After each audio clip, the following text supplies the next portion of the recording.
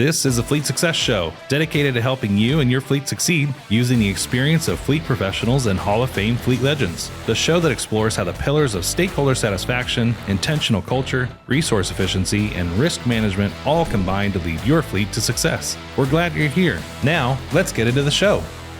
Hi, everyone, and welcome back to another episode of the Fleet Success Show. I am Marc, Canton, your host today, and I am joined by my good friend and colleague, Steve Saltzgiver, the one and only, the Fleet Whisperer, the Hall of Fame Fleet Manager. How are you, Steve? Doing great today, as always. As always, is right, Mr. Positivity. Steve, I brought you on the show today, and I was hoping you could be my sounding board, or, I need a venting session here. And, maybe we can turn it into something interesting for our loyal listeners about fleet. But I am freaking frustrated with OEM service centers. I just feel like, and I don't want to pick on anybody, but it's just always a hassle, For one, I'm tired of service writers, so-called service writers. I don't think in fleet we would call what they call a service writer. I'm tired of trying to be upsold on everything, things I don't need. And it makes me cringe when I think about, what if my mom or someone else who doesn't know anything about vehicles went in there in my family and they said, yeah, okay, out of pure trust. And some of the things I see they try to sell you, 30,000 mile, differential changes when you clear as day on your service record. You either don't need it because you're not doing heavy duty or you just did it the last time around, sort of a thing, right? So that's one thing. And then another thing is comeback rate doesn't hurt them. So I find myself going back for the same thing over and over and over and over and over and over and over again. And it's like they don't care. Oh, we don't have the part. Well, I called to check if you have the part. You called me and told me you did have the part. Yeah, well, we had the part for one side, but not for the other side. Yeah, but you knew both sides needed the work, And it's just lately, I feel like this is my experience. I think, I'm sure they're struggling with a lot of the issues that fleet is. It's hard to get good help. So they got people interacting who really don't understand the vehicles, don't understand the tech. And I don't think this is for a specific brand. I think this is an industry thing. And so I'm bringing you on because, you have a lot of experience in this world. You actually sold cars. That's a part of your career that we skip sometimes when we talk about all the stops you had. Am I crazy? Yeah, I did that for almost a year, actually. Yeah. So you. No. I think if you were to do a survey of a lot of fleet managers, I think you'd find the same issues out there. I can tell you about instances that I've had, but you're absolutely right on comeback rates. I mentioned before the podcast, we were talking a little bit about one of my frustrations with a dealer, and I had to take a vehicle in several times because I had recalls. And I would take it in, I'd schedule an appointment, take it in, they didn't have the part. So then I'd take it home, and then I had to wait up to 6 months just to get the part and get the recall done. Well, as you know, safety recall, they're safety, right? So, you're really taking a liability on your own to have that vehicle and they're operating for 6 months because they can't fix it. And they don't care. It's not like they're going to rush to give you a loaner for 6 months, right? So, well, especially on the recalls, they probably see that as corporate problem. It's a huge issue. Yeah. Yeah, probably. Their manufacturer, it wasn't their fault, right? They just sold the car to you. Yeah. But same thing, I have the same issues, when it comes to my family. I basically have taken on that responsibility in my household. I even do my sister-in-law's car. I take it to get it lubed and everything else because the upselling is a huge problem. And to go even farther than that, we're working with people on, we've got a couple of consulting projects right now because they don't trust their vendors. And so we're going out there and we're auditing all those transactions and we're finding things like, they've replaced 3 air filters in a year or 2 starters in a year or 2 sets of tires in a year. That's, if you know anything about maintenance, that's like impossible. Unless you're putting 100,000 miles on a car in a year, right? So they don't check. They don't, they don't keep any good records, and they're obviously upselling. We saw one where they had 4 sets of wiper blades in 1 year. Wow. And those little things add up. If you're trying to manage the fleet. Sure. That's a problem. But I remember I posted something a while back on LinkedIn. Yeah, you're right. I posted something on LinkedIn a while back for one of my vehicles, and I mean, I literally took it in just to get the oil changed, and I think I had maybe a couple of recalls too. Anyway, but long story short, this thing is still under drivetrain warranty. It's 2 years old, and they want me to pay $6,000. And I'm going, that's unacceptable. I'm not paying that. I had less than 30,000 miles on this vehicle, and so I'm going roundabout with these people. And I'm a maintenance guy. I've been doing this a long time. And I'm a maintenance guy, so I'm yelling and screaming and arguing and negotiating and everything else. Long story short, I got all kinds of goodwill. I walked out of there with $1,500, $1,000 bill instead of 6,000. But who's going to do that? Your spouse is not going to do that. Our family and friends are not going to do that.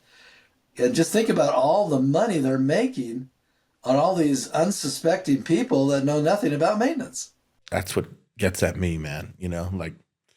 Like you said, most folks listening know I moved to the Phoenix area a little over a year ago. But when I was back home with the family, just like you, I took my sister's car, I took my brother's car, I took my cousins, my aunts, my uncle, anyone. And when I was managing a fleet for 20 years there, thankfully I had built up relationships, and we were a purely outsourcing group. So I learned early on how to kind of put pressure on vendors, and how to leverage SLAs and how to kind of get the most out of folks and make it worth their while too, right? And so thankfully I had relationships where I had built up folks that I could trust, and even they would tell me, yeah, don't bring it in through the front door, basically, right? Bring it into the back. And it's not that they were going to do something cheap, but they just didn't want me to have to go through the service writer experience, and I feel bad to pick on them because it's not fair. That's their job. That's what they're trained and taught to do, right? But there's something wrong about it. And, for those fleets out there that are utterly dependent on OEM service centers, you really ought to have to your point, someone who's really, experienced in maintenance and repair, and who's very diligent about going through the records and making sure that, the right work got done, that the work was logical, that you're not getting double billed, that you're measuring comeback rates. I mean, it's actually much easier to measure comeback with a vendor than it is your own techs in most shops. You know what I'm saying? So I think we're seeing a lot of symptoms in the market now that we probably haven't seen for some time. I mean, since the COVID debacle that we went through, all that, supply chain issues, all those things have really impacted. I mean, the downtime is off the charts now if you take it to a vendor. It'll sit in their lot, unless you've got some special arrangement, you're just one of many, and you can sit in their lot for 2 weeks. That's affecting your vehicle availability, everything else. We used to always say, you're the right balance of outsource versus in-house if you're running a shop was somewhere between, 10 to 25% you want to send out. And a lot of that was most of the time be specialty work. Now, what we're seeing in the industry, which you and I coined years ago, along with a bunch of consultants at another operation or firm, was, the perfect storm. It's hit us. We're losing a lot of institutional knowledge in fleet management. And that institutional knowledge, if you go back to what I just said about negotiating, that's what's being lost. They just take it at face value. Well, those guys are the experts. They told me I needed a new starter. They told me, I needed a new widget. I mean, they could tell you anything you wouldn't know if you didn't have the knowledge, right? That's a great point. You have folks coming over from tangent industries, and to their credit, they have oftentimes good business sense. They can leverage data, but they don't have fleet context. And they're prime meat for some of these service centers, quite frankly, to be taken advantage of. That's a really good point. I did a recent consultant study last year. The fleet manager actually came from the IT industry. He was a good manager, good people guy, didn't know anything about vehicle maintenance. He'd never worked on a car. I think that perfunctory knowledge that we used to have.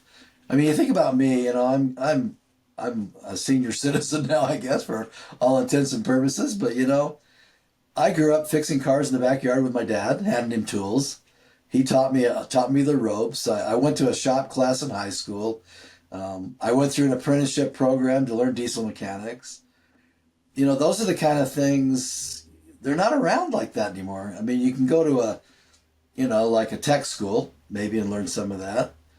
But nowadays, that perfunctory knowledge, that hands-on, is few and far between, right? And a lot of fleet managers don't do it unless they've come up through the ranks of the shop, which, that still does happen occasionally.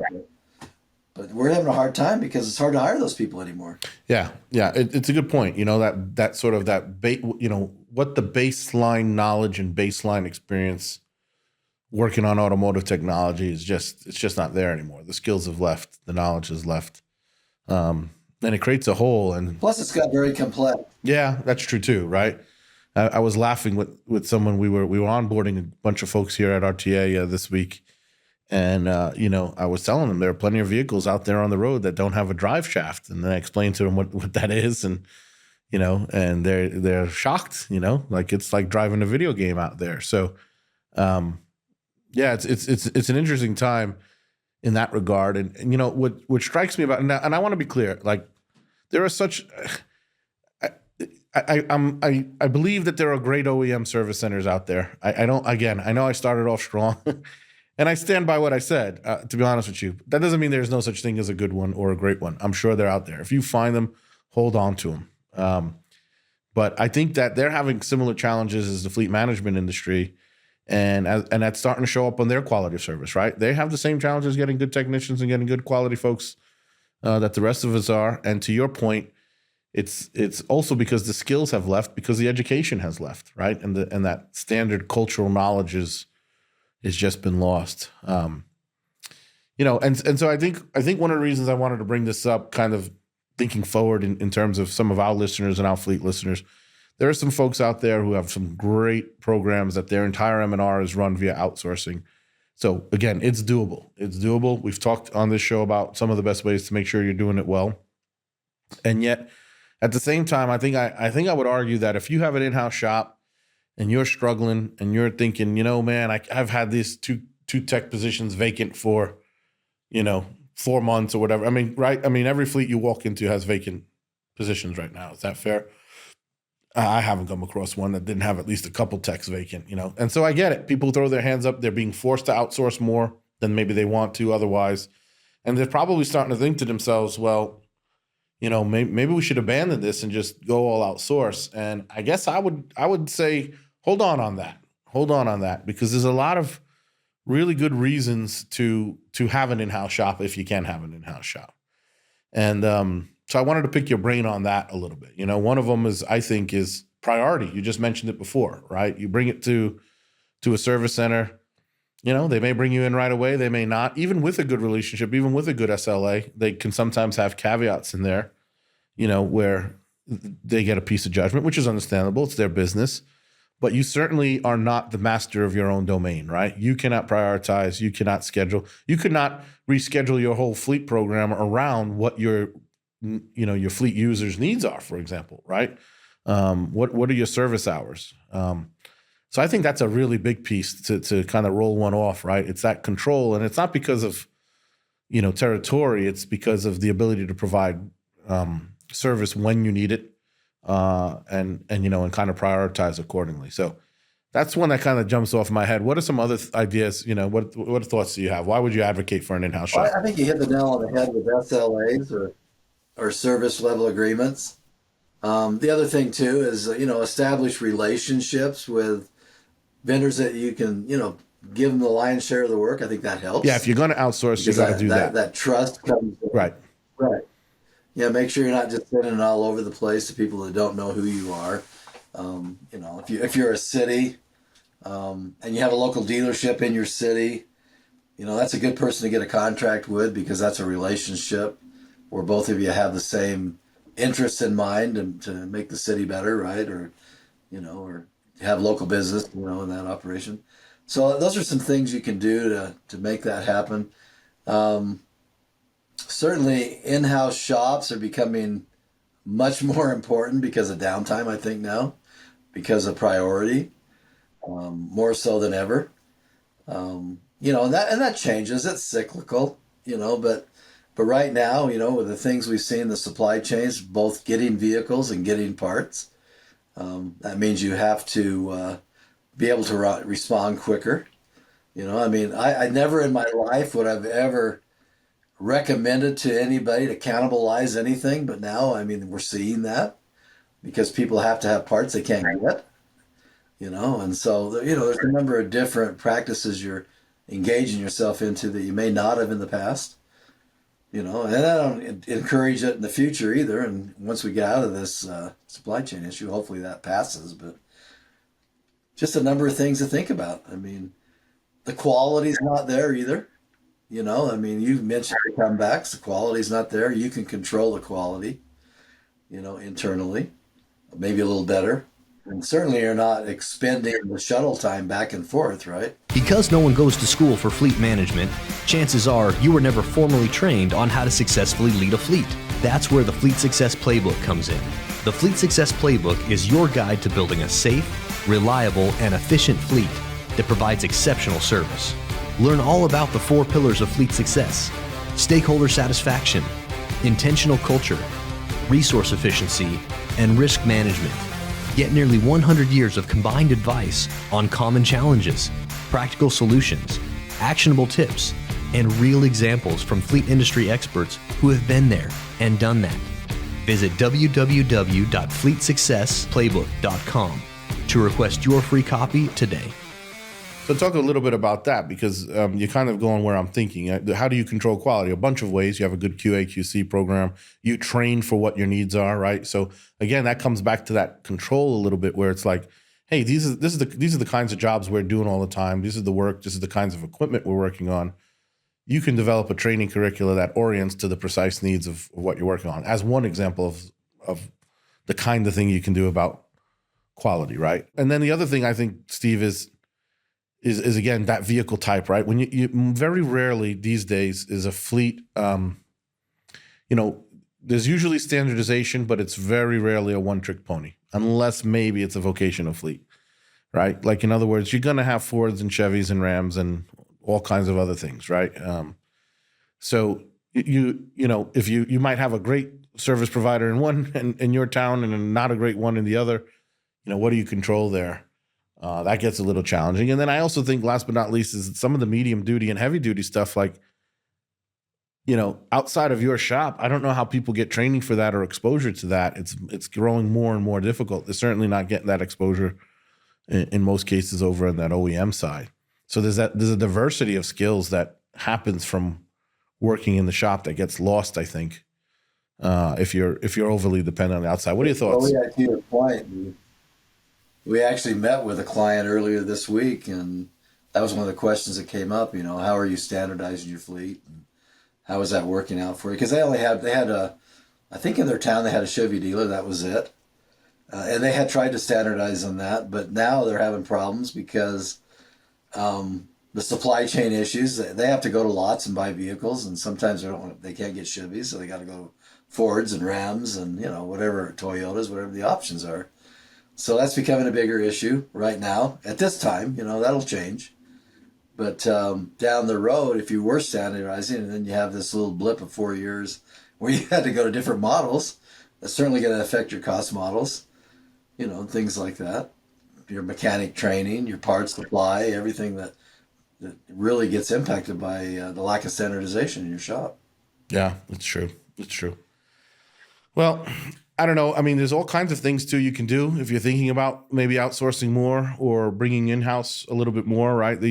Tell me a little bit about some of the things you've participated in over the years to help organizations, kind of determine what's the right balance for them or whether or not they should insource. I remember, if I recall, I think you were involved once in like a competition between is that right? Am I ringing a bell where like an outside group essentially competed with the in-house shop for a period of time, and you kind of figured out who performed better, and both from a cost and an efficacy? Is that something? Was that you, or was that, am I remembering that a different colleague on that? It wasn't me specifically, but it was one of our projects in the consulting. Okay, yeah. Got it. All right. Outsource feasibility study. Sure.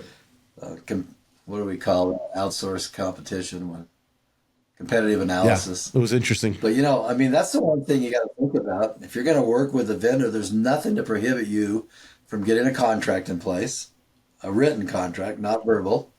There's nothing that prohibits you from asking questions about how their mechanics are trained, how they measure quality control, how they schedule. I mean, there's a myriad of questions you want to ask, to make sure they're not just winging it, right? Yeah, and then put some metrics to it. If I bring a vehicle to you for a break or an oil change or whatever it is, I expect it out by one day or within 24 hours, or if they don't meet it, then put punitive measures to it, right? That always motivates people. Okay, you give me a 50% discount if you don't get it out in one day. So those are the things you can build into the contracts. They want your business, they'll work with you. Exactly. So, but let's put it all together now, taking some of the tips you said and kind of create the full picture. So you've done some analysis, you figured out how much work is going to get done. You approach your vendor or vendors and you can basically promise them this amount of work. Hey, this is how many repairs. This is what we think it's worth to you if we give you this business. You now leverage that to say, hey, I want some level of priority. I want some level of guarantee of what my turn times on my work orders are going to be, when I'm going to get in, et cetera, et cetera.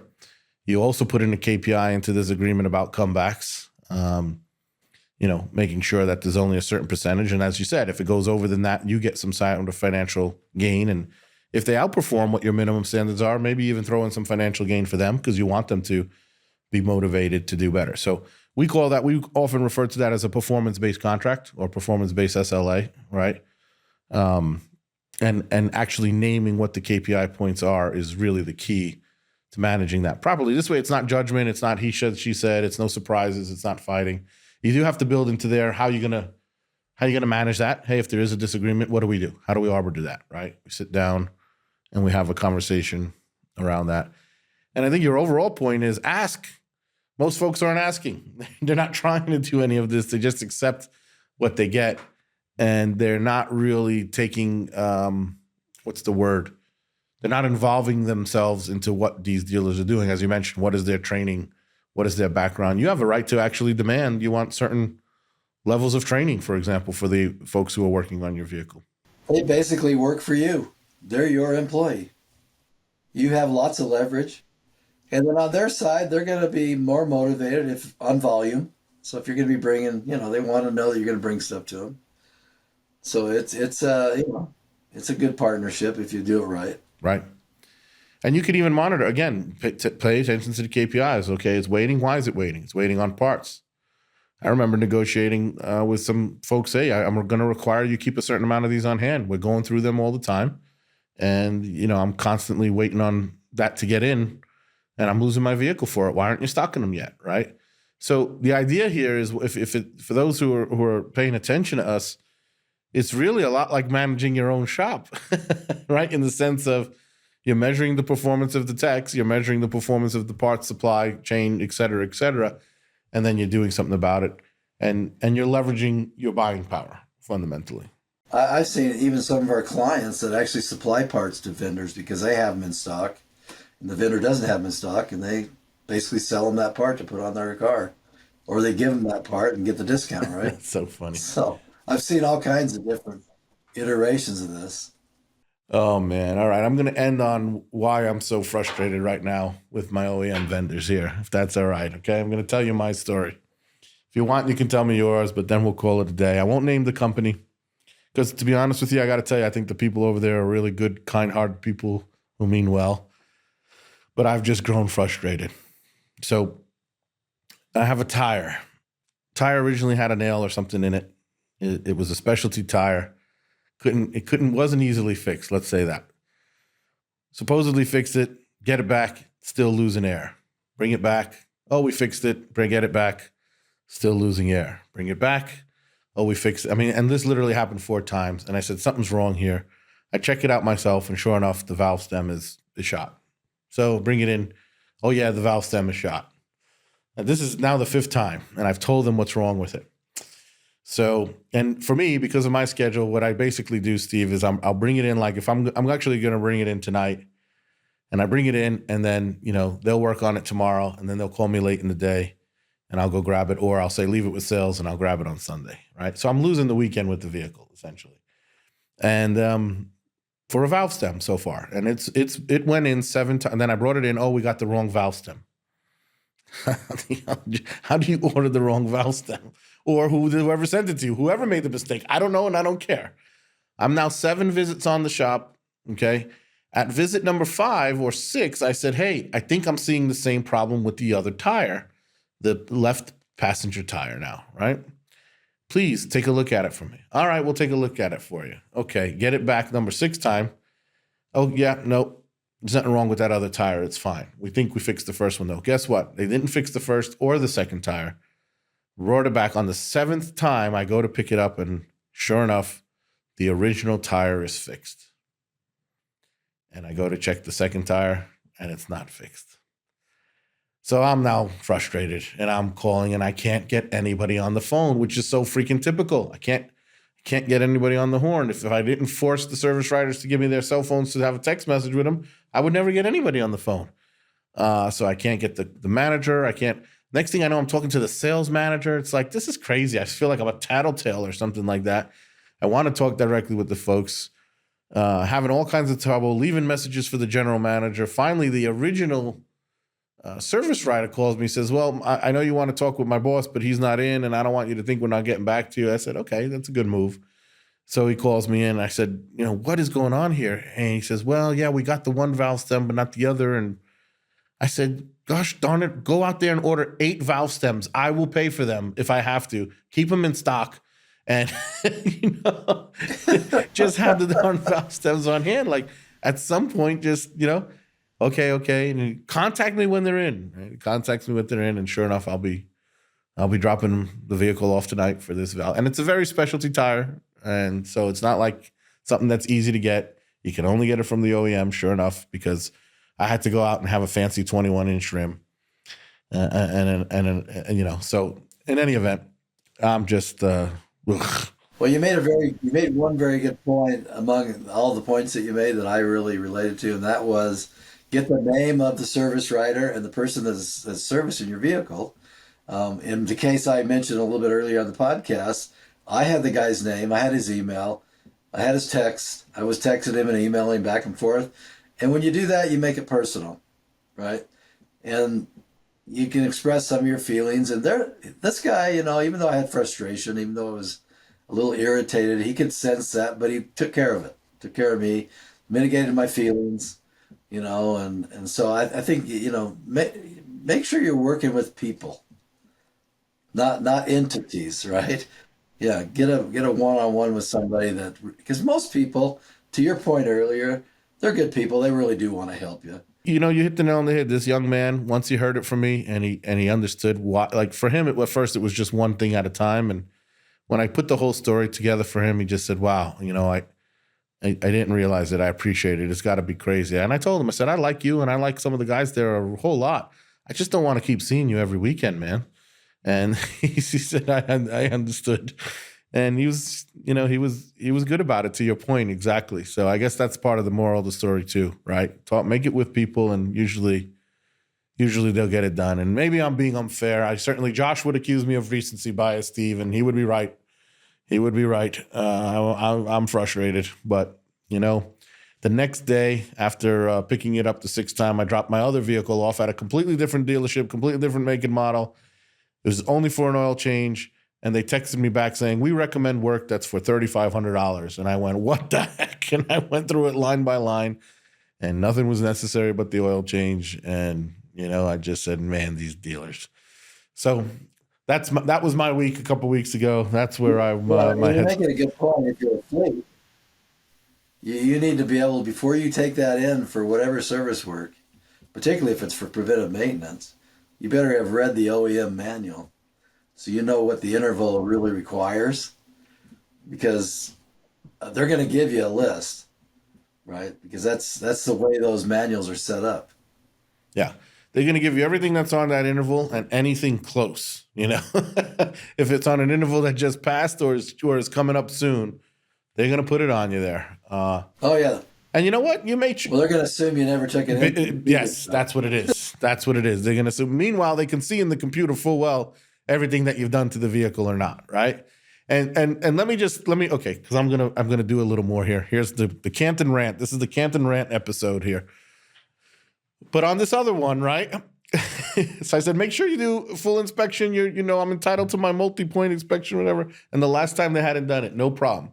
I come back, and let's just say this is a very large SUV, and there are a few large SUVs out there that have air suspensions on the rear. They're auto leveling. So I come back, and I had mentioned, I said, I'm not sure. I think I'm sitting a little low. I think I'm sagging.